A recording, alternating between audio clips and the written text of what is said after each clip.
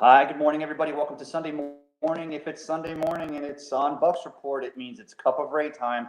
Thank you guys for joining me. I want to apologize for my picture here. So went and got a new laptop yesterday. It's a G7 Dell. It's like Alienware twin clone. Got it all set up. Was working on it all night, downloading and programs and such. And then this morning, putting everything together, brought it out here, and I realized that suddenly the software that we use to produce the broadcast, because we use several different software platforms to produce here at the Bucs Report. Of course, we're usually streaming on Facebook, on Twitter, on YouTube, Twitch.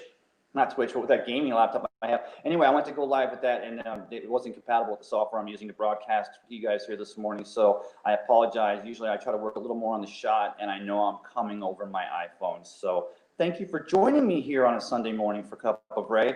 Just a little bit of a sports sojourn for the traveling soul. We like to just talk about sports, mostly Bucs related here. Excuse me, I'll take my glasses off.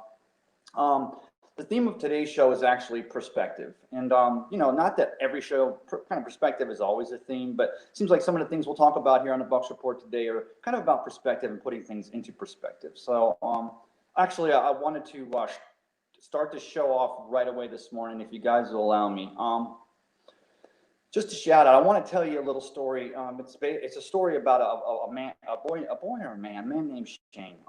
We lost a good one, guys, this month, Mr. Shane Spencer. He was just an all-American kid, an all-American boy. So many of his friends and family will attest to it. Just a great kid. Let me just give you a little background, if I can, on this outstanding, dynamic personality, the person that was Shane. And Shane Spencer was from Michigan, went to the University of Central Michigan. Always outgoing, always involved in the community. Such a great kid, such a great boy, and turned into a great man. Graduated from the Florida State University College of Law. Made the dean's list continuously. Actually received the prestigious bona fide award while at Florida State University in the law program, and that was for his outstanding commitment to involvement in the community. Just an outstanding young man. Moved to Tampa Bay and joined a law firm right here in Tampa Bay in 2016, and has lived there since then. A little bit of backstory on Shane, and of course why we also, not just because of the great person, but tie it back here to Bucs Report, is Shane was a huge Tom Brady fan. And the Patriots by association, right? I'll say by association, but Shane loved him some Tom Brady, loved the Patriots. In fact, when he was 12 years old, he had a dog named Brady,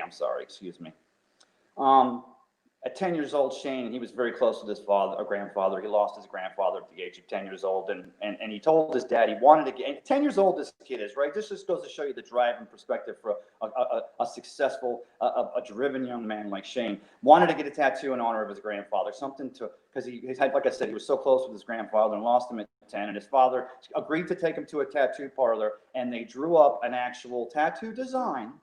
And then he said, his father told Shane, I'll tell you what, when you're 18 years old, if you still want to get that tattoo, we'll already have the design. Probably at the time, father definitely had to have respect for his young son for wanting to recognize his grandfather that way. Took him down and had the design made. Shane took that design home and went and hid it behind a sports photograph in his bedroom. 10 years old. 8 years later, on his 18th birthday, Shane takes that picture out and takes it to his father and says, I didn't show his dad yet, but he says, you know what day it is? And his dad said, yeah, it's your birthday. Happy birthday. You're 18th. And Shane showed him the tattoo that they had made 8 years prior. That's the kind of driven success and kind of driven character and personality that Shane was. June 21st, on the corner of Columbus and Himes, through an accident that was no fault of his own, Shane lost his life. Cut way too soon. Such a great young man. Always outgoing in the community. Just got his season tickets to see his number one favorite player in the world, Tom Brady, play for the Tampa Bay Buccaneers in 2020. And of course, Gronkowski joined him. And it's funny because Gronkowski joining him, and we know that the duo that Brady and Gronkowski were in New England, when Shane left this world on June 1st of this year, just 27 days ago, he left a dog named Gronk, was one of the survivors. So I don't want to get too far down, but for Shane's extended large fan base and family, this kid was a bright star. Let us always remember the person that Shane was. And Shane and Shane's family, and for Shane's family and friends out there, I've lost I've lost family members as well and friends.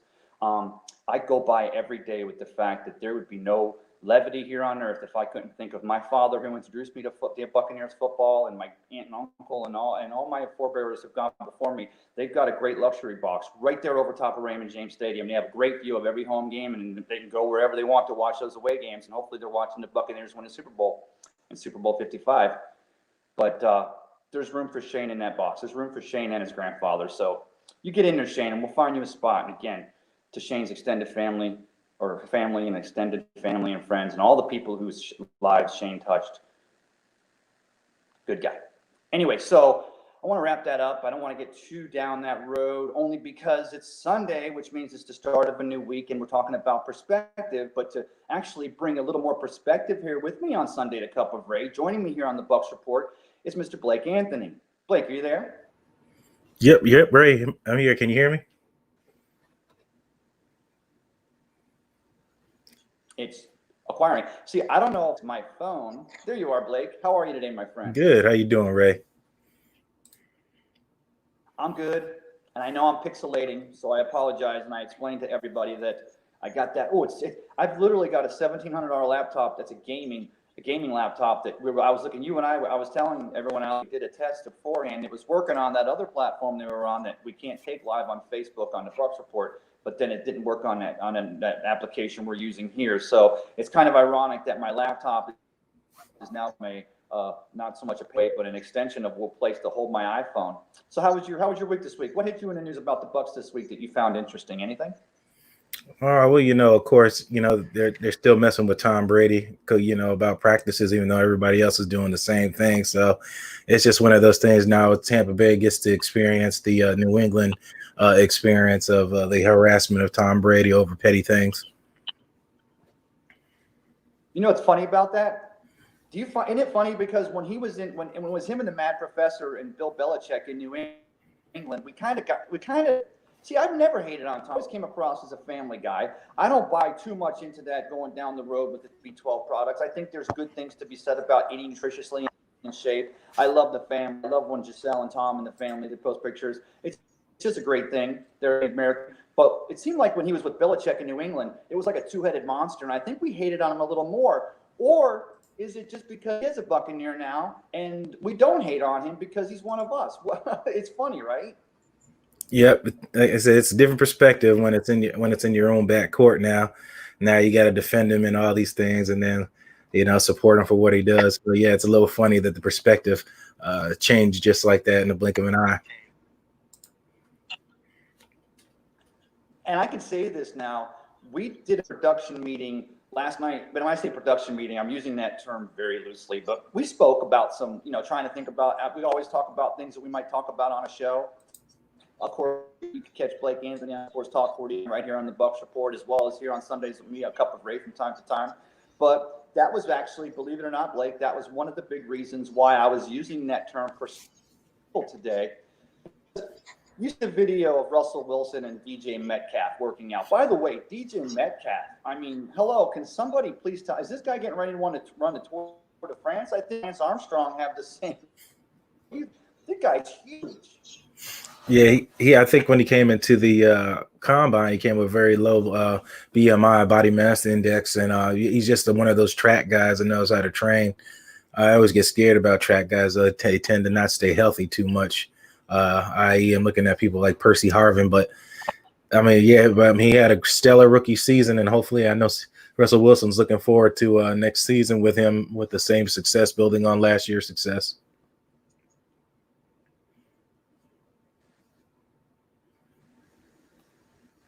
Yeah, I'll tell you what, DJ Metcalf and you remember back to last year or when he first met with Pete Carroll at the Combine, or was it when he actually showed up in Seattle to sign that contract, and he took his shirt off, and then Pete Carroll, of course, took his shirt off. And funny because, DJ Metcalf, and, I wasn't saying that he's taking any, but it's just, Mike Evans, right? Mike Evans at 6'5" and what, 240 would just be a monster to try to tackle. I wouldn't try to tackle Mike up top.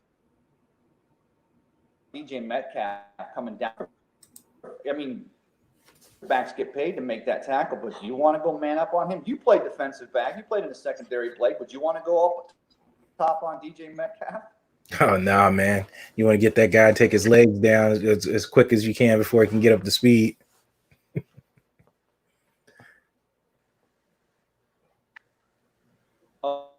And I'll tell you what, about going Tom Brady in a perspective thing, right? Again, I said that we know that, I don't mean there's 32 teams. We don't have definitive proof, but we see the videos and the posts and we see the team there, and it's the teams that are working this hard right now on their own. Of course, none of this is affiliated with the team. It's all on individuals. And we've been seeing this going back with, I think I want to like 5 years ago when brought some of the to Aruba or someplace, but we see where the driven quarterbacks will go, and Eli Manning in the past, or the Phillip Rivers will get with his veterans that are in the league for like 10. But see Tom Brady doing it right here over at Berkeley Prep in Tampa, and then I see the little stories, because I'll go to like the Indy Star, I'll go to the Arizona News sports articles, and there'll be little blips and blurbs about players getting together, and working on little Kyler Murray working with his receivers and stuff. The number one story though on NFL.com is that Tom Brady, he's defying the league. All the league said was that teams cannot have organized activities during this, and the teams should not meet as a group. But it's America and it's a free country, and if 12 guys want to get together over at Berkeley Prep here in Tampa and work on running routes, it's Tom's first year in the offensive system under Arians and Leftwich. The rest, like you said, like it's at New England down here where the haters are going to hate. Yep, and that's what's going to happen. Also, you're absolutely right. The Players Association recommended that guys don't get together and try to maintain social distancing, staying themselves at home with their family. But he's not breaking any state laws. He's not breaking any NFL laws. Now, this is the part where I myself personally, I know you do, and a lot of the other guys here at Bucs Report, that's the part of trying to be a good reporter and not try to push narratives. So what you've done now is criminalize Tom Brady for doing the same exact thing everybody else is doing in the league. And you have taken the light off of what everybody else has done and put it all on him to make it seem like he's the only one doing that, and he gave the league the middle finger. Even though Tom Brady, I know he's in his older years now, and he kind of tend to troll people, and he's trolled Max Kellerman back, and which he should do. I mean, he should have fun with the media, even though they try to, ruin your lives sometimes with the stuff they push out. But they've made Tom Brady this criminal now off of just training with his players, even though there's multiple teams and quarterbacks doing the same exact thing. So it's. What's funny is, I always say it's funny. So it's not funny, but because everybody out there, the news was announced this last week that, the MLB is going to get rolling. They're going to get going in that 60-game shortened season. We know that the NBA has been getting into that Disney bubble. I mean, Lord knows, again, this week's like same as last Sunday. Lord knows what's going on with the NBA. Lightning were closed down today because of it was too top. Could you positive? But really, we're just trying to get to a season. I mean, we're still, and that's what I think has been it's been perplexing but satisfying for Buccaneer fans, is that we're everything has happened. We've owned the Twitterverse and the universe. We've owned the NFL, the news since March, back in early March or mid, when Tom signed with the team, all the way up through now. But we got to remember, our eyes are on the prize, and that is getting to fall. And that's why I think everything that the NBA and the MLB are going to be doing here over the next couple of weeks, hopefully the NFL can continue to learn, because I think every team's going to have their individual COVID risk, right? And I can't, right now it scares me, okay? But right now it's June. You get Tom and Evans, and you get even Jensen, and you get all those guys over there working out, whoever's working out. You get all of them together, right? And it scares me now to think that one of them, if they came to practice, were infected with the COVID-19, and how possibly they could spread it. I'm gonna get it now. I don't get it at all. I want to see this COVID-19 gone via vaccine, or hopefully whatever vaccine. But they're over there right now, and they're doing their time. The NFL can't.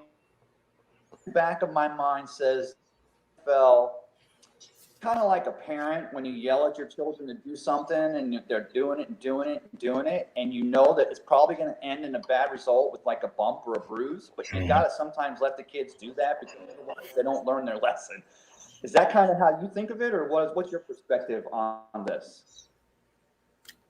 This thing is nothing something like none of us have experienced um, before, and either none of these places, none of these businesses or professional teams.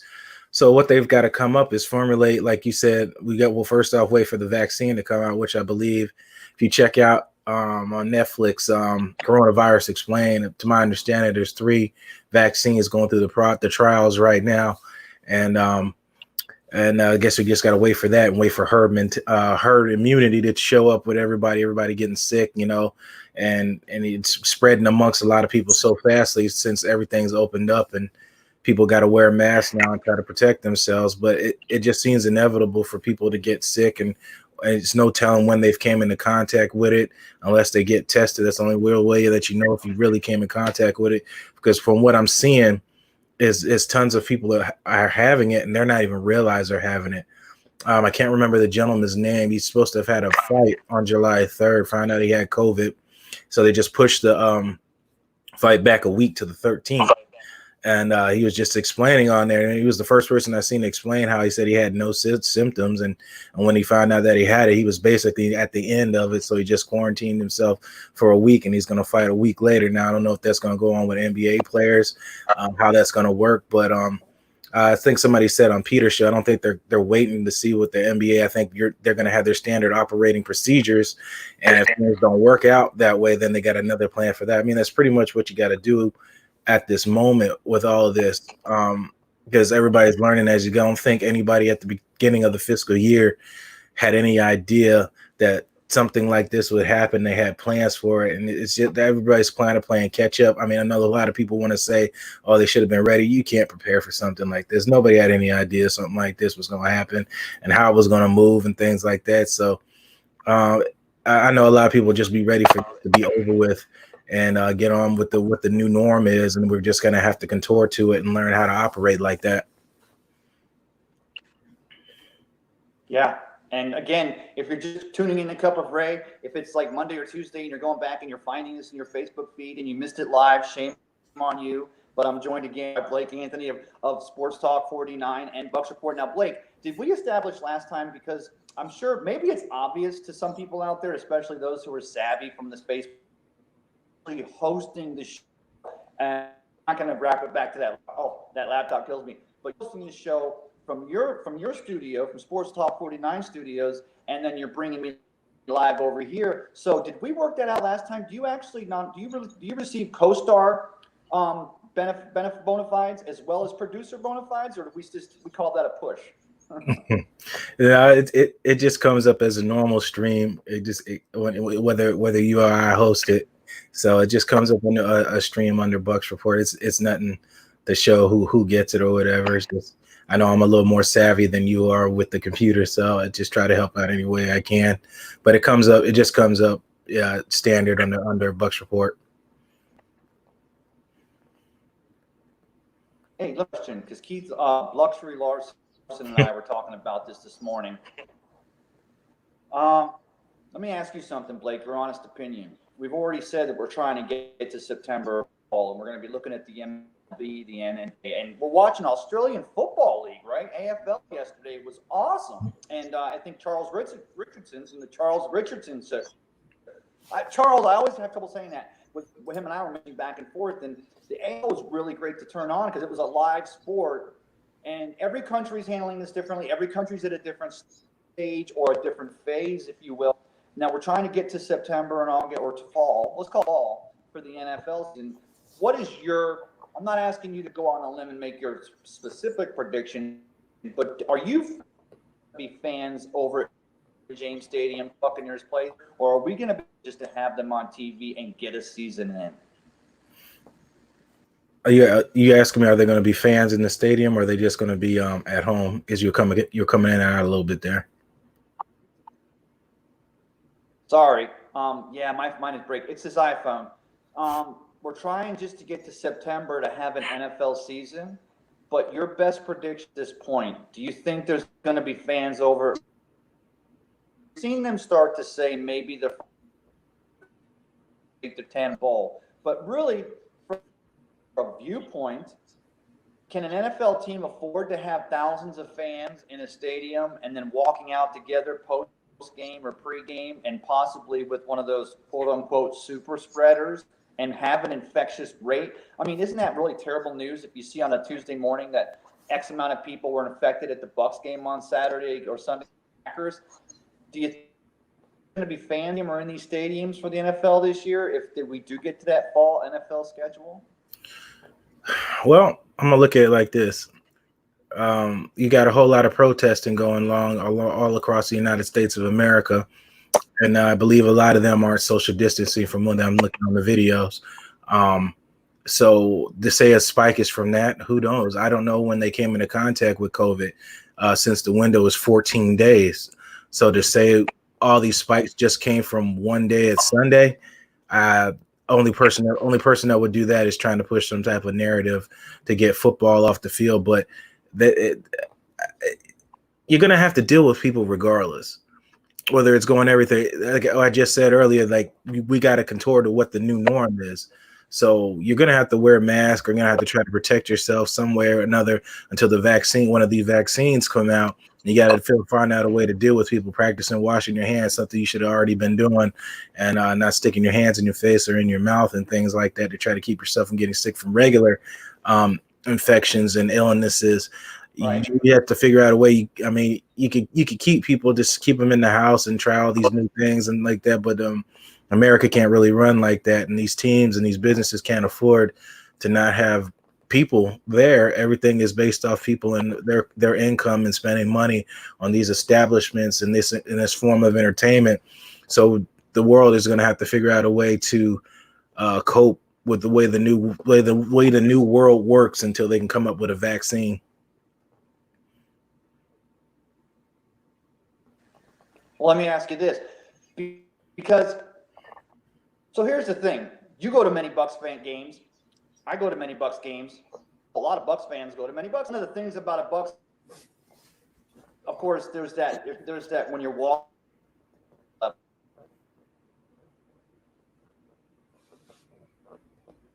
or even if you're exiting out, if you're lucky enough, like my season tickets used to be down on a low, you're walking down.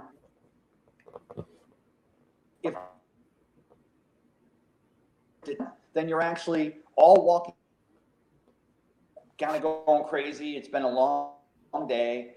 Everybody's screaming Tampa and Bay, and you're walking out together and having a great time. Now, if it's a loss, you're still kind of walking out together as a large group, but the problem is that you're not as excited because you didn't win, right? So I just don't see a play, and I don't mean to be a negative nanny here. I just don't see a way you can even socially distance exit a stadium. And if you think about walking, the principle of walking down a ramp, I'm breathing the air of the person that's in front of me that was just in this position that was walking.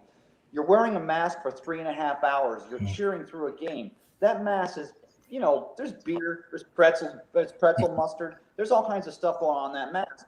And then you're going to put thousands of people walking down a ramp together in a herd, talk about herd mentality, right? Putting together in a group. Unless there's a vaccine for this or we've attained some type of societal herd immunity, I just don't see a way we can have people. Now, I'm not saying there can't be a limited select group of people. See how we can have people sitting in the 300 section. And then can you imagine them announce, ladies and gentlemen, thank you for coming out to Raymond James Stadium. Now, please remember, let the person exit in front of you before you walk. Half our games this year are night games. Still be walking out of Raymond James until 3 a.m. Mm-hmm. It's crazy to even think that. So at this point, have a season. I used to think it'd be crazy to watch football on TV with no fans in the stands. At this point, I don't care if you put animated squirrels in the stands.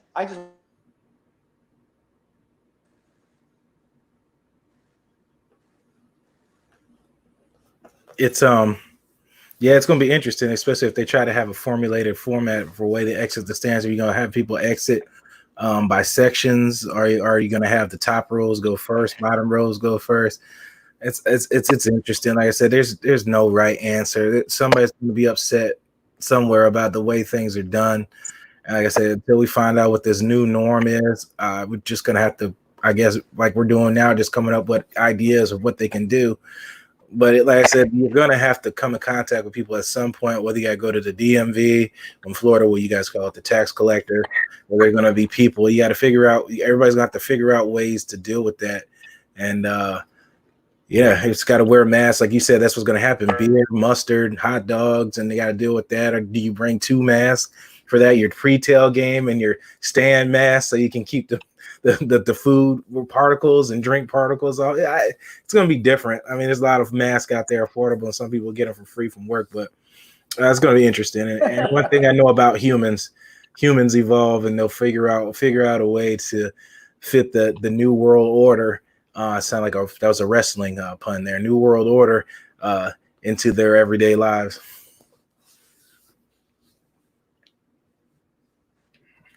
Right. And the thing is, it's funny is that I'll go ahead and throw a little. I'll throw it out there. It was Pat and Aaron show on 920 WS this week, or on 620 or 95.3 or whatever it is. But yeah, they were talking about they opened the show, or they were at one point the first 9 to 12 rows being tarped. Right. I think it was Joshua Cole Allen and I last week were talking about this last Sunday. In fact, out back here in social distancing, we were talking about the fact that as far as the people, you can't let the general public because we love to be right on the wall, right in the back of the players. We want to see Ocho Cinco put on that Hall of Fame. We want to see the stuff. We want to be right there. That because people just yelling and breathing right at the players, not in this, again, until we see that, like you said, new world order. But at this point, billions of dollars in revenue if fans aren't in stands. I get that. That's simple arithmetic. That's doing your monthly, you're doing your bank statement.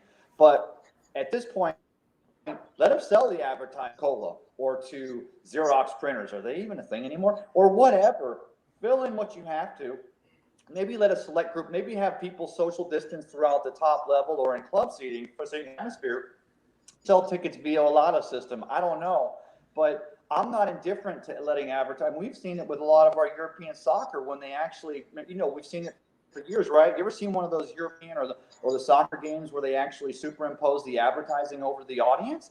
It's not a buzzkill. It's just possibly what might have to be done to generate in a 2020 COVID-19 society.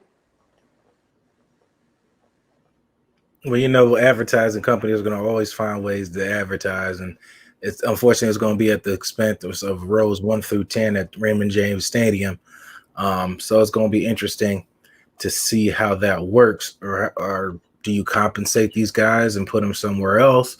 Do you upgrade their seating? Do they get comped for next season because you've already taken their money? It's going to be interesting how this works, and I guess I know the Tampa Bay Buccaneers are trying to figure it out as well. It's just right. It's like that old saying, hurry up and wait. That's all everybody's doing right now to figure out answers. And we all are just coming out with our own perspectives, trying to figure it out. It's just, but advertising is going to happen. I guess, I mean, they can incorporate, advertising in those. They got to figure out something. They're going to figure out a way to get their advertisement team at Raymond James to incorporate those in the stands and things like that. Gives you right when you're at soccer games and things and baseball games, they do advertisements a lot like that. But it's going to be interesting. It's going to be really interesting, and it's only time will tell. We're still here in June. We're coming up with it later into June, coming into July, and I'm interested to see how all these things turn out coming in here August, September. Yeah, I'll tell you what, old school, because I always try to throw a little spray for the old school fans out there. And Blake, I'm sure you've seen it because they probably every year, that 2-week period up to the Super Bowl. There's of course, and this year we've learned to make. I mean, the sports media has learned to make content out of each and everything. Early on, it was really bad. They've gotten better, AKA The Last Dance. Didn't that time? And of course, now we know that the news crews, I guess, we haven't heard any more news about the news crews following Tom Brady. But Tom Brady doing a documentary, kind of like a AKA a Last Dance, but his version.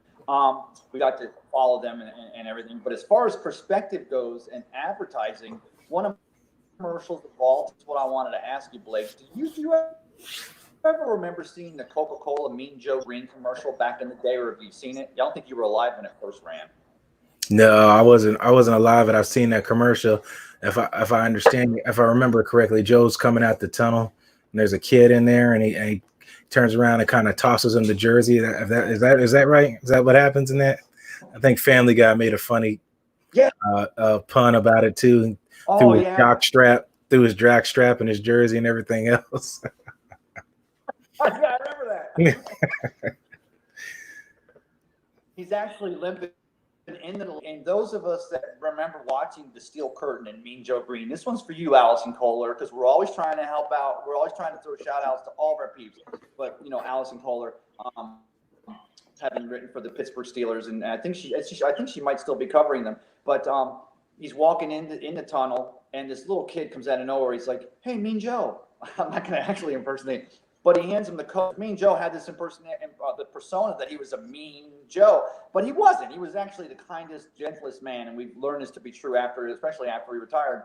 But the kid, he hands him the coat, walks away with his head down, sulking. You don't know why, and all of a sudden, Mean Joe Green says, "Hey, kid," and throws him that jersey. I'm one from my generation that didn't want that jersey right then and there. So have a favorite football commercial or a sports commercial of all time that you can think of off the top of your head?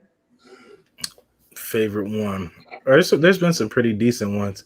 The Mike Vick Experience one was kind of cool. They made it a roller coaster kind of ride, and then the one where he threw the ball and the guy flew back, and everybody was trying to figure out if that was real, and they threw the ball out the stadium.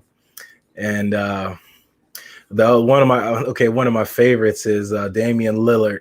Well, it's not football, it's basketball. Where Damian Lillard, but it's both. Damian Lillard is on the phone talking about I don't want to ever be one of those guys that would never win a championship. And they got LaDainian Tomlinson sitting in there, Barry Sanders, Chris Webber, and all them. And they all kind of look at him with that face. He's like, "Oh wait, not you guys." He said, "I don't want to be one of those guys that played for years and just could never make it." And then Karl Malone is sitting there with the burgers, about in tears. That's awesome. Yeah. You know what else is pretty good? Yeah. I got one before you even, or maybe this is early. It was Magic. Oh no, it was Larry Bird and Michael Jordan and a game of horse. Do you remember that? It was a McDonald's commercial where they were like playing for a Big Mac. I think it was. I think I kind of remember it. It's been a while. I think I know what you're talking about. Yeah, just great commercials. Great. And to wrap it back around though, that if the NFL has to figure out other ways to generate revenue, we're going to all of a sudden become surprised that Park Avenue is privy to how to use advertising dollars, and figure out a way to generate revenue. World, of course, there'd be 65,000 plus people at Raymond James Stadium to watch the Buccaneers this season. There'd be fans all over the place. But in that perfect world, there would have to already be a quarantine for the not quarantine, but a vaccine for the COVID-19. Otherwise, let's just keep our eyes again, and I'm going to round it back to keep our eyes on the MLB. And the MLB, see, the NBA has the bubble, right? Over at Disney, they're letting players and their families into the bubble. And again, I talked about last week on Cup of Ray, weird thing called a bubble, because it is airtight. A bubble is airtight, but bubbles are not very solid. They've got the Disney, the NBA. Major League Baseball is just going to let all the teams play in all 30 cities, right? Which, this is what I don't get. We talk about the fact of America and crossing the border. Maybe we need to ask Faubert about this. Justin, one of our Bucs report writers, we need to ask him about this, because how are Toronto Blue Jays? That's going to be one of the teams that the Rays are in the division with. How are people going to cross to and from it? And maybe they're going to have a special. Maybe Trudeau and Trump are going to together and have some maybe special thing where they're going to say, okay, well, the baseball teams can travel, but Major League Baseball is just going to go crazy in all 30 cities, and each team's going to have their own COVID response plan. But yeah, hopefully the NFL can look at these and learn on the fly as we go, because even though the season for the NFL doesn't start until September, they have to start training at the end of July. Of course, I think the new report date, Blake, is it July 28th is what they're saying now? Yeah, I think it's July 28th, if I'm not mistaken, Ray. I think you got it right.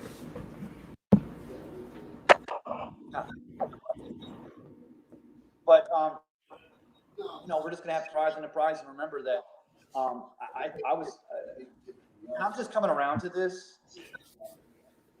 We had our Buccaneers fans. They've had good years. Take Vinny Testaverde, #1 overall out of the University of Miami in 1987. They take Trent Dilfer out of the front. I'm using quarterback, and not just because Tom Brady coming to the Buccaneers, but the times that we went into a season expecting great things, right? Justin Freeman's second year here. Mike Glennon, is he going to have success, we thought? Or the different teams over the years where they seem like they're completely loaded for success. And we want to think, okay, if Tom and the boys have to take an extra year off because 2020 is just too hot, we don't even want to think that. But if they did, sure, back in 2021, Right. we'll always be on the same footing. But here's what I want to ask you, Blake. Oh, no, I was going to ask you that as far as the training goes, do you support the training camp at the end of next month? Do you still see a lot of changes in the camp and how they're going to run it? Because I think they're going to keep players really spaced apart and have smaller groups in case there is some type of an outbreak and better control it. What do you think? I know they're gonna probably take some type of precaution, probably have some type of sanitation system out there to try to keep things and footballs and stuff, people from catching COVID-19. Just as far as like, I don't know how else you're gonna stop the guys, from getting in the huddle and communicating in the plays and stuff like that. I guess you could, in a way, maybe do like a card system like the college players do. You hold up signs and stuff like that. I think John Harbaugh said it best. It's going to be extremely difficult under the conditions that they want them to be under, to try to keep them from, to try to function a fully operational team under these type of guidelines. It's going to be extremely tough for people. Maybe do they break them down by positions? Things like that. I guess you can do that. You can break them down by positions, and then when you come together and you do team defense versus team D versus scout O, or scout offense versus team defense, it's going to be really, like I said, it's really interesting how they're going to try to formulate training camp and try to incorporate. Like, can't be really social distancing, but try to formulate ways to help lower infections among the players during camp. And then, not even talking about the players, what about the staff and the coaches? What about the guys out there, the refs that are reffing the scrimmages in the game? What about the guys that are holding the first down markers? What about the league officials or whoever wants to show up out there? It's going to be really interesting to see how this goes. And I really hope they have media and people there, because not only are you going to be so fixated on Tom Brady and Rob Gronkowski and those things like that, it's going to be interesting to see how you're going to incorporate keeping the virus from spreading to everybody and keeping people there at camp instead of going home and being quarantined for X amount of time, and keeping a fully functional team, if you get what I'm saying, as well as Bruce Arians being in his elder age.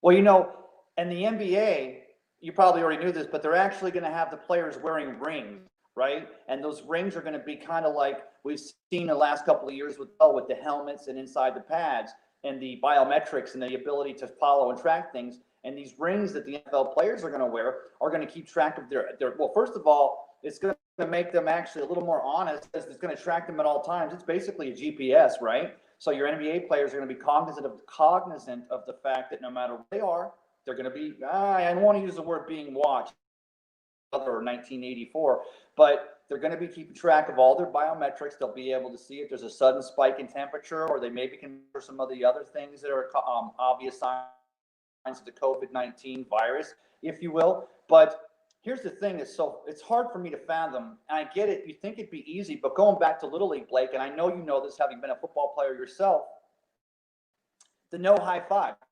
I'm not about spitting. I get baseball and sunflower seeds. Used to be tobacco. Thank goodness it's not. Hopefully not anymore. Kids out there, tobacco is not good for you, whether it be smoking it or chewing it. Don't. I get the spitting of the sunflower seeds. It almost seems innocent, and in boxing you'll spit. But what I'm just saying is that we saw with the match for a cure with Tom Brady, Peyton Manning, and then Tiger Woods and Phil Mickelson. Remember, and this was going back 2 months ago, when they would make a good putt or a play and they wanted to go high five, and then Tom Brady and Phil Mickelson were like, or Tom Brady was like, oh, I think at one point he actually did kind of give a fist bump, high five. I guess it's depending on how much of a risk you want to take, and you shouldn't want to take a risk with your family or someone else's life. So that's going to be hard. About no high fiving in football. The very nature of football makes us bump. Is that how your perspective on that? Yeah, it's gonna be tough with no high fiving, no like I guess contact celebration type thing. Only every time I think about that, I think about the old movie Demolition Man, where they went to high five. They went to high five and they went like this. They didn't actually touch each other. I don't know if you remember that. But they didn't make a lot of human contact. It's a kind of a throwback. Demolition Man. Uh, it's like I said, it's gonna be interesting, man. Like how to try to figure all that out and how it's gonna work and things like that. But I applaud the NFL and NFL Players Association that's going to try to figure out the way to operate in the system like that without getting, like I said, without spreading more of the virus during the camp and then going home and then bringing it home to their family members and things like that. Are the family members going to stay away during camp? I mean, you were talking about NBA and the bubble. The NFL players kind of almost got to be in the fishbowl a little bit, so it's going to be interesting. Like I said, Ray, it's a lot of questions to be answered so early in time. And not only that, but the great thing about sports, professional sports, and I'll talk about that. I'll talk about the fact that colleges are taking advantage. I think they're taking advantage of the fact that you're seeing a lot of defunding of your other sports at your college that don't make the money. Because obviously an NC1A college, the football team is bringing in. But one of the reasons why I've always been on board with supporting college and collegiate athletics is because there's archery, there's golf, there's track and field. That track and field won't get like it should, and you have colleges that this year, I get it, they had to kind of go ahead and cut back on programs, so you'll see them whatever 2020 looks like for that college, whether it be half social distance or working from home and keeping smaller class size. The fact that they're defunding these non-cash revenue generating sports in favor of being paid Nick Saban $6 a year, or being able to pay that State's $5 million a year, where he's the number two paid state employee in the state of Oklahoma, right behind Lincoln Riley, right at OU. I get that. Fund these smaller programs, and I know I'm getting off on a rant here, but this is kind of passion for me because I hate people that take advantage, and I think that as soon as we started talking about athletes for performing, for giving them money, which I so think they deserve, especially if the way their names are being used and for advertising. But to take COVID-19 as an excuse to permanently shut the non-revenue generating sports at the college level, that gets me red under the collar. What are your thoughts on that, Blake?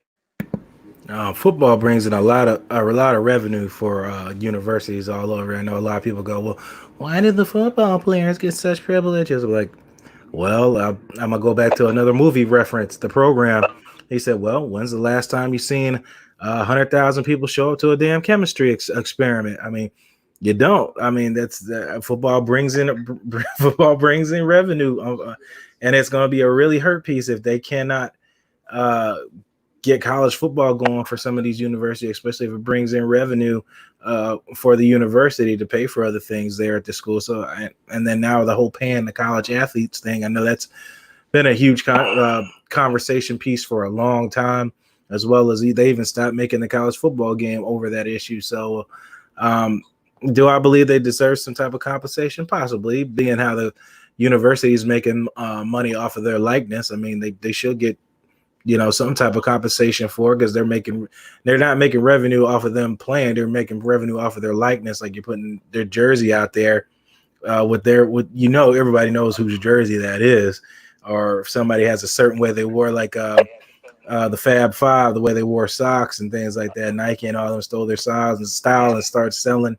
their style, but not they weren't breaking them off a cut or any of that. So I believe things like that they should be compensated, especially if you're making money off of their likeness, their style, and things like that.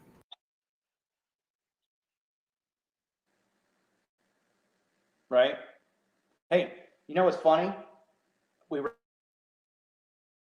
perspective, we see cities and states, especially cities, and we see it here in Tampa Bay. They're kind of going to be going through this because here pretty soon, I mean, hopefully, of course, I've been preaching for years. It should have already been a topic here in Pinellas County and Tampa Bay in the next few years is going to be a new stadium for these Tampa Bay Rays. And then you see a town, Alabama, where the mayor came out and said that for every Alabama home game, and we can kind of get that because, going back college, college weekend, pro games will go and bust out on a Sunday, but you have a Saturday college football game. Usually that turns into an entire weekend in that city. The mayor, I believe it was the mayor of Hueytown, Alabama, said that for every home game that Alabama doesn't play, they stand to lose $25 million per week. Now, the reason why I work it back to perspective is because then you kind of hear cities being said where professional sports are not going to be held hostage to build a new stadium for these owners who own these billion-dollar sports teams. Which perspective is the right one? Which do you think, Blake? Is a sports team actually great revenue generator for a city, or is it just the fact that you can brag that you're the home of the Tampa Bay Buccaneers and it should be completely on the city or the team to? Everybody in a city has contributions to revenue all over, whether from big businesses to small businesses. And I guess you would say your status with the city, if it's like if you say Miami or LA, people kind of want to go there and and then they like want to go visit there and spend money there. So if you got something that's appealing to the eye or appealing that people want to go there for, whether it be a sports team, whether it be a huge restaurant or something there or beach or something there famous, everybody benefits off of that. Let's just use the Super Bowl, for example. Regardless of who plays here, plays in the Super Bowl in Tampa, from wherever states, whatever teams are in there, they're going to come here and they're going to find the attractions here and they're going to spend their money here. And all these businesses and everybody else feeds off of that. Same thing as like college football.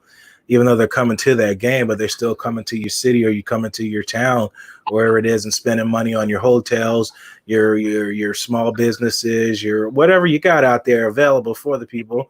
Some places are a little more countryer and some people are more rural and urban than others. But it's a cumulative thing for everybody to succeed in the system like that. That's why it's important to support your local teams and your local stuff like that, so you can keep people coming here that aren't from here that could spend more money and keep businesses flourishing. You see, that actually again, with the not having fans, right? We have the Chargers coming here, the world champion Kansas City Chiefs slate this year. We have Green Bay Packers, and of course we have our divisional games, the Saints, the Panthers, and the Falcons. I would not travel in a COVID-19 world. I hate to say I wouldn't travel. I would, but I'd probably have to drive unless it's if it's Las Vegas to see the Raiders and Bucs, maybe 48 hours. But I'm not worried about traveling on a plane. I'm just not in a hurry to. But one of the things that's hard about having home games and having fans come in attendance is we may have the people from Green Bay coming, or you may have your Falcons fans or your world champion Kansas City Chiefs fans that want to come to Raymond James and see them take on the Tom Brady-led, the Todd Bowles defense, most awesome team in the NFL, Tampa Bay Buccaneers. And we can't have that right now. I'm not saying Lawrence shouldn't be allowed to go see their team play and keep it in the family, but again, it goes back to we kind of really, it's changing week to week. So we'll keep our eyes on the prize here, and here at Bucs Report, we'll keep for you guys and keep it held down all summer to see where we're going. We're going to keep our eyes on everything that's going on out there and figure out the way it's going to impact back to Tampa Bay Buccaneers.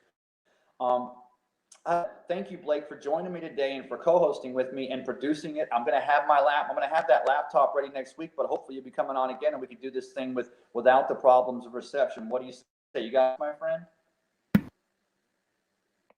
Absolutely, Ray. I'll be on here anytime, man.